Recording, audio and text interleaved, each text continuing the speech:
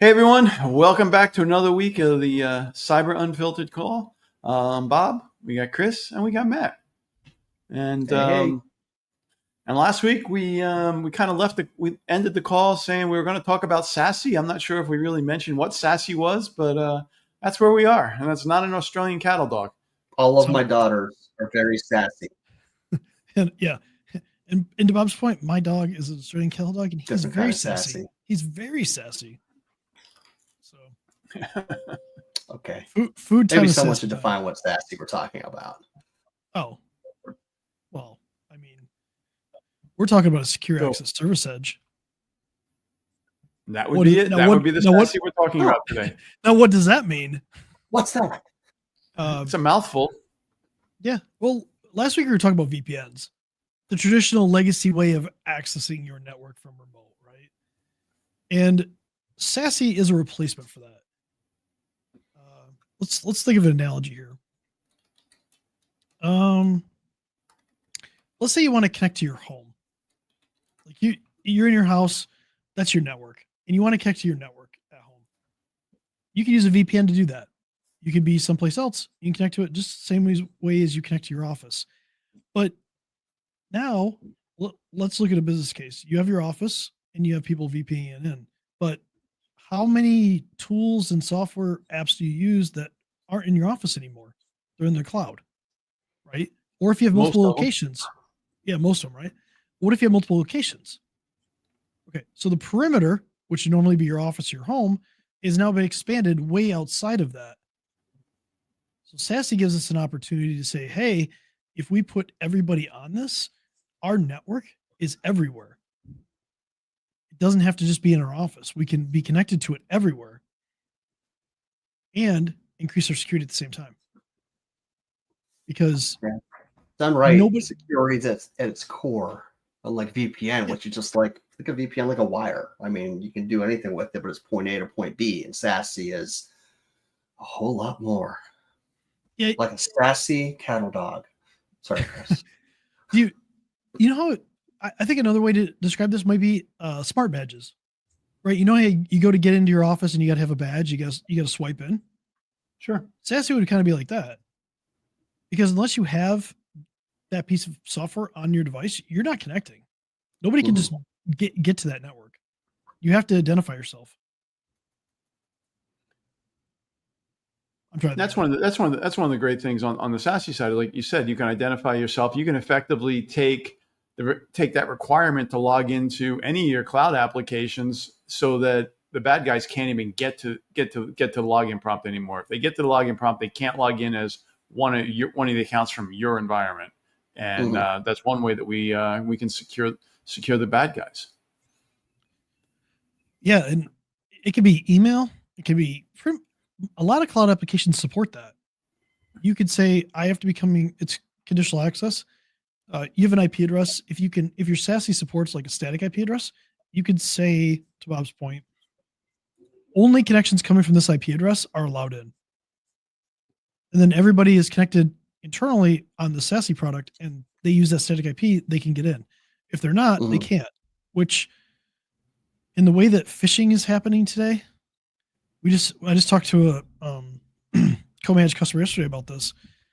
They had an email business email compromise, and it looks like somebody clicked on a phishing link, got presented with what looked like a Microsoft login page, went through, logged in, submitted their multi-factor authentication.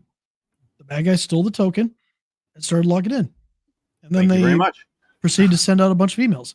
With SASE, if you had conditional access, it wouldn't. One, they couldn't even log in on that page because that page is being hosted on another server. It's not actually the Microsoft page. It is the Microsoft page, but it's being proxied through another server. That wouldn't work. That login wouldn't even work. So the bad guys couldn't even steal that token. So let's just clear that up, Chris. Even if they had good credentials and a good MFA token, because of SASE setup, it wouldn't work. Yep. As long as you have that set up correctly, where you're applying conditional access rules that says you have to be coming from this network, they could have everything right and they still couldn't log in. Now, there are some caveats to that. You have mobile phones. Do you put mobile phones in SASE? Because it will decrease your battery life. Yep. The thing that nobody wants to talk about, it will decrease it because it's encrypting your connection. It requires cycles, CPU cycles like everything else. And when you're on battery all the time, that can cause problems. But the beautiful thing about conditional access is you can choose what is forced. So you could say, if let's use Microsoft for instance, because that's, I think most of us use Microsoft more often than not, right? Not necessarily Google, but for like 365, right? You're going to use Outlook, or you can use Outlook web access, right?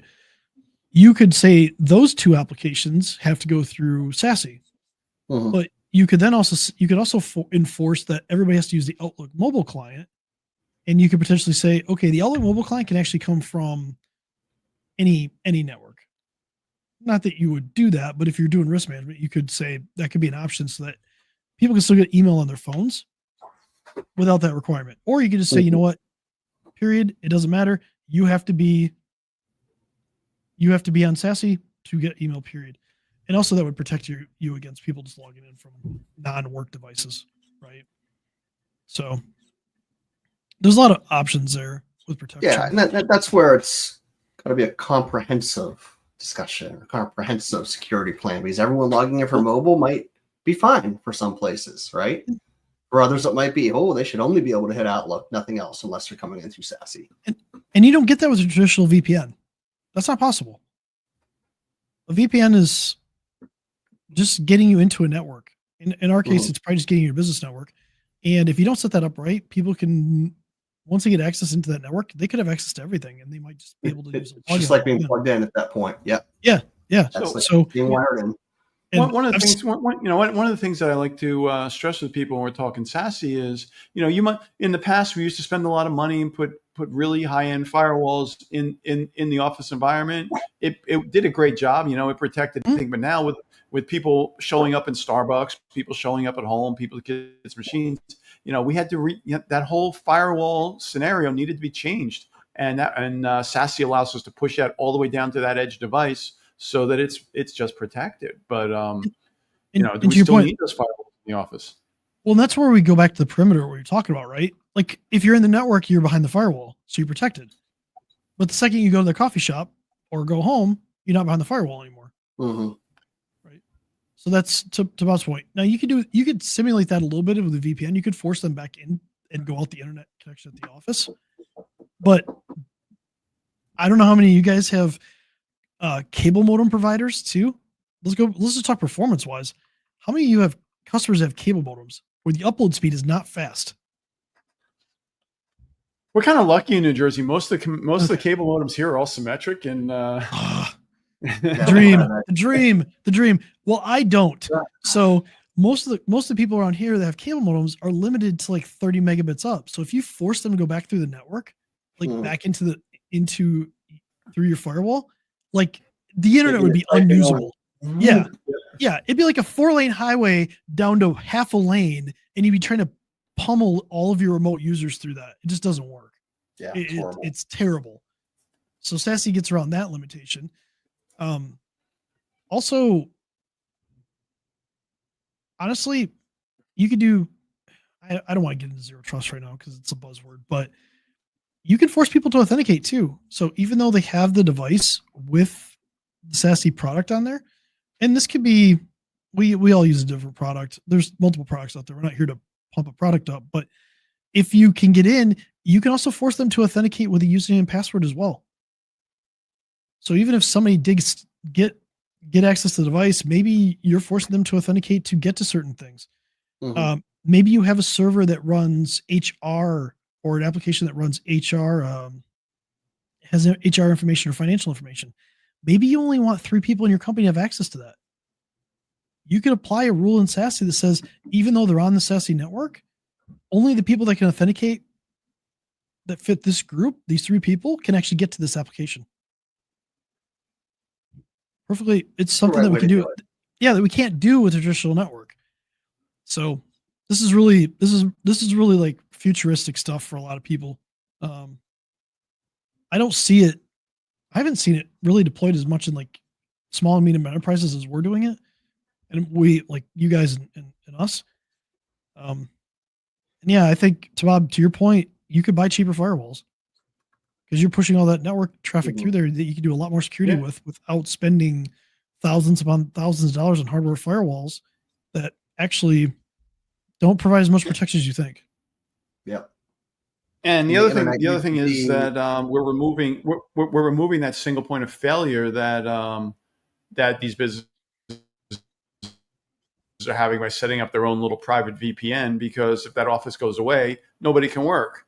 And the fact that we're running, the SASE is all cloud-based at this point. It's, multiple redundant data centers that we would never be able to build. Customers wouldn't even be able to afford that environment if they had to build it themselves. Yeah.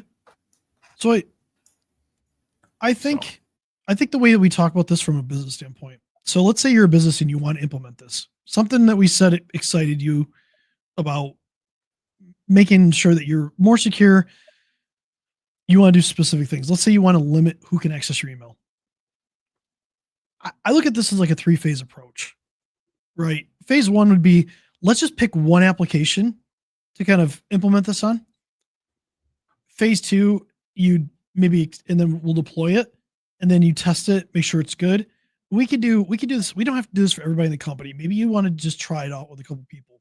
100% possible. Sure. Once you get that rolled out, phase 2, then now you expand it to more apps. And maybe you enforce some different checks, but not every app will support this. Be aware of that. So the vendors you pick are going to matter. We know that Microsoft and Google can support this, so we're good. Not every vendor can support that, but the ones that can, we should definitely do that. And then once you get through that, phase 3 might be reassessing what applications you use. Maybe you want to enforce this for a lot of things. You want to have these IP restrictions, or at that point, you just retire your traditional VPN access. You say, you know what, this is no longer needed, and boom, you're cut over. And now you're a much more agile company. You can expand quicker, right? You can roll out a new office in very minimal time, especially as you start moving more and more workloads to the cloud, or to maybe like hosted a data center of some sort. But that's how I'd approach it from a business standpoint. I would just pick one app, one critical app that you need.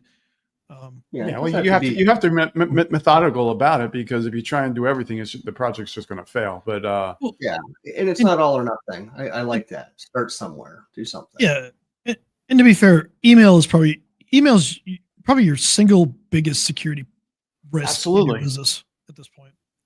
So it's a really good one to move. And also, when you do this, there will be one account that does not have this applied. That's called a break glass account.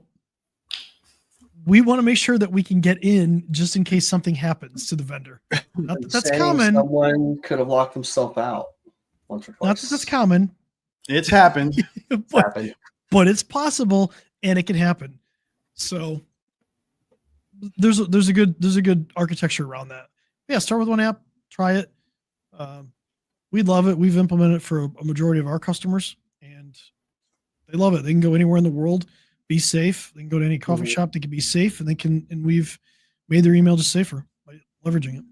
So why don't we just close this out and tell people if they, if you want to learn more about SASE, talk about SASE for your environment, just DM any of us the word SASE, SASE, and we'll reach out, have a little conversation, and go from there. And I'll take a video of my dog Riley and being SASE, and I'll send it back to you. Cool. Well, I'll catch you guys next week, and we'll go. It's good.